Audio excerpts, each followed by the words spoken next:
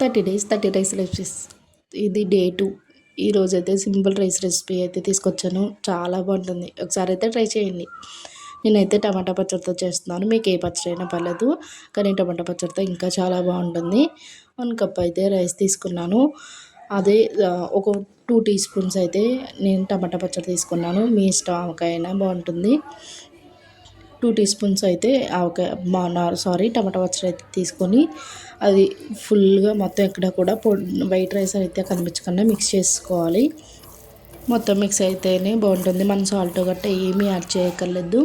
ఇంకా స్టవ్ మీద పెనం పెట్టేసుకొని 1 టీ స్పూన్ అయితే ఆయిల్ సరిపోద్ది. ఆల్రెడీ పచ్చడిలో అయితే కొంచెం మనకు ఆయిల్ ఉంటుంది కాబట్టి 1 టీ స్పూన్ ఆయిల్ వేసుకొని 2 అయితే వెల్లుల్లి రెబ్బలు 2 చాలు. ఇంకా 2 టీ స్పూన్స్ అయితే చిన్న టీ స్పూన్తో తీసుకున్నాను నేను, చూసారు కదా. పచ్చనిపప్పు తీసుకున్నాను. ఇంకా అలాగే లైట్గా కొంచెం జీలకర్ర, అలాగే కొంచెం వాము, నలపక్కర్లేదు, నార్మల్గా వేసుకోండి. వేసుకున్న తర్వాత స్టవ్ ఆపుకొని మాత్రమే కరివేపాకు అయితే వేసుకొని వేయించుకొని ఆల్రెడీ మనం మిక్స్ చేసుకొని బౌల్లోకి అయితే వేసుకోండి.